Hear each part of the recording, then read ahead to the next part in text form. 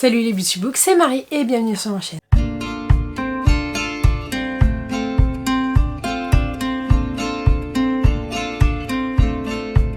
J'espère que vous allez bien, on se retrouve pour le jour numéro 5 du calendrier de l'après. Et dans cette vidéo, on va sélectionner 10 romans de la liste des livres les plus lus selon Goodreads pour que je puisse les lire en 2025. J'avais déjà fait ce challenge l'année dernière, vous allez voir dans le bilan que ça a été un petit fail, mais je suis très contente puisqu'il y en a qui se sont retrouvés dans cette liste et du coup, je vous les ai remis parce qu'ils me font toujours très envie.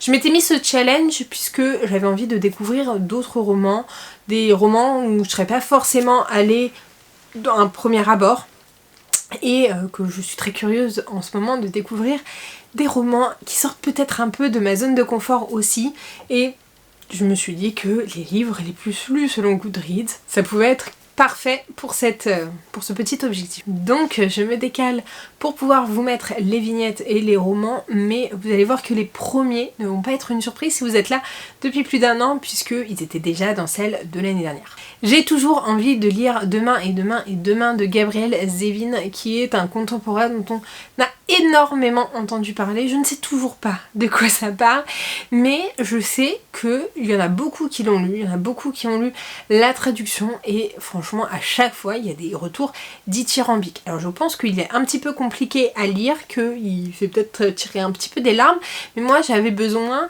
d'un roman un peu percutant qui me fasse... qui me chamboule et j'en ai eu que très peu cette année. J'ai eu des très très bonnes lectures mais j'ai pas eu des romans qui me mettaient des claques un peu comme j'avais eu pour Ma sombre Vanessa ou Mes vrais enfants, etc. Et je pense que ce roman sera parfait pour ça.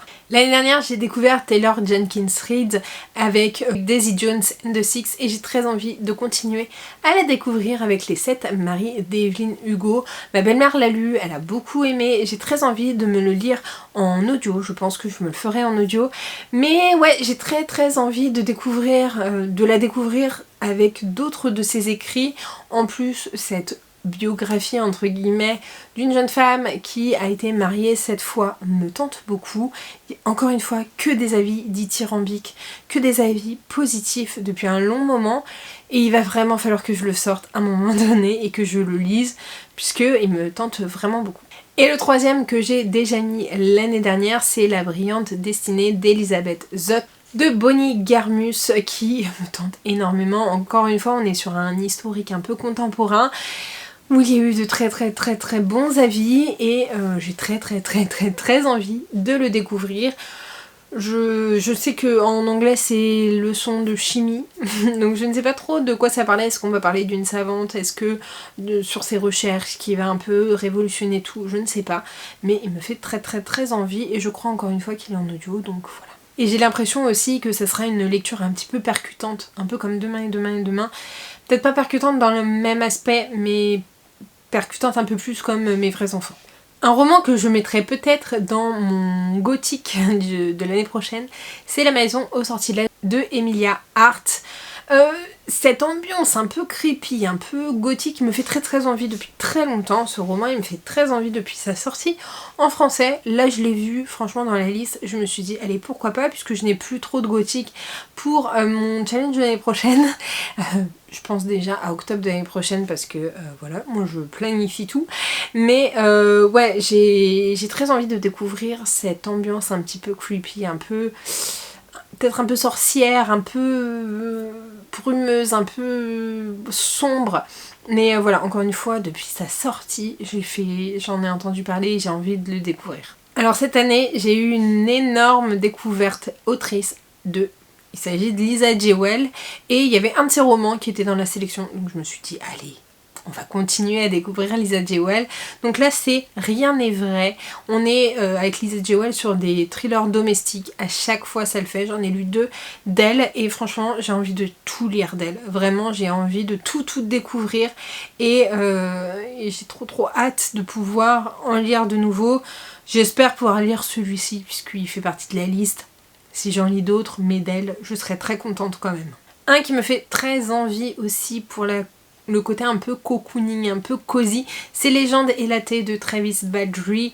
Je l'avais jamais, enfin je l'ai pas avec moi, du coup j'y pense jamais, mais c'est vrai que il m'a fait beaucoup d'œil. Depuis sa sortie, il me fait de l'œil. J'ai envie de découvrir de la cosy fantasy. J'en ai découvert un petit peu avec La Société très secrète des sorcières extraordinaires, mais j'ai envie de connaître ce fameux Légende élatée et de me faire mon propre avis, de voir si j'aime ou pas ce titre. Et puis aller dans un bar avec une orque en tête, j'ai hâte. Mais je connais pas trop le fond de l'histoire, mais vraiment ce côté me tente trop. Alors ça, j'ai très envie de découvrir parce qu'on entend énormément parler de cette autrice, mais cet écrit me fait très peur. Et ses autres écrits me font très peur. Il s'agit de Starling House de Alix E. Harrow. Encore une ambiance un peu creepy, un peu fantomesque, un peu gothique. Donc voilà, je l'ai vu.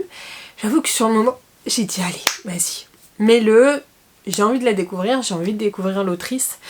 Mais il me fait un petit peu peur. Je vous avoue qu'il me fait un petit peu peur. Donc si vous l'avez lu, n'hésitez pas à me dire ce que vous en avez pensé. On passe à un classique que j'ai très envie de découvrir. Un classique de la science-fiction, c'est Fahrenheit 451 de Ray Bradbury. On est sur un classique que j'ai vraiment envie de découvrir, que ça fait quelques années que j'ai envie de le lire. On est sur une science-fiction un peu à la George Orwell 1984, mais pas dans ça. C'est-à-dire que, enfin, c'est un peu du George Orwell sans être du George Orwell, je me comprends, puisque dans cet univers, les livres sont interdits. Alors je sais pas si c'est la connaissance, si c'est la presse, si c'est le...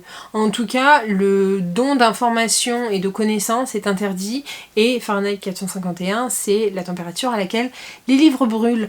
Donc voilà, en étant une fervente admiratrice des livres, j'ai très envie de découvrir cette science-fiction qui est hyper célèbre et hyper classique. Mon petit côté romantasy était très contente de voir des titres de romantasy, et donc là j'ai sélectionné Powerless de Lauren Roberts. C'est une romantasy, encore une fois, qui fait beaucoup parler d'elle, surtout dans cette fin d'année. Elle a été traduite en fin d'année là, et elle me tente beaucoup. Je suis très curieuse de la découvrir. J'ai su à un moment donné de quoi ça parlait.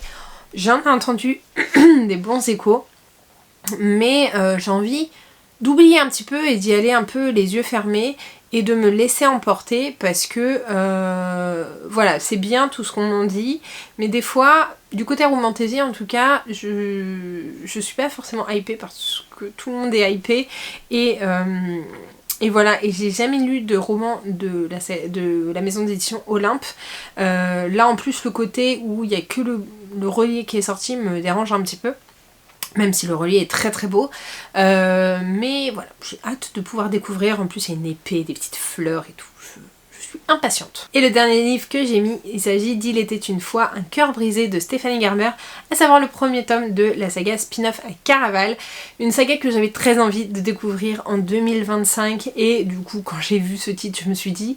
C'est un signe, il faut que tu lises Stephanie Garber, il faut que tu lises la deuxième partie de cette saga.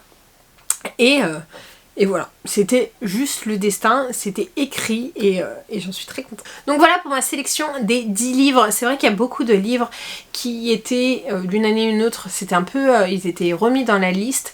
En tout cas, n'hésitez pas à me dire si vous avez regardé cette liste, s'il y a des titres qui vous ont un peu plus hypé que d'autres, s'il y a des livres que je vous ai présentés et que vous avez déjà lus, à me donner vos petits avis.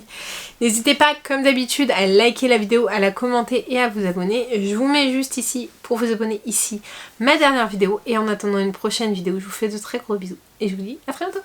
Ciao!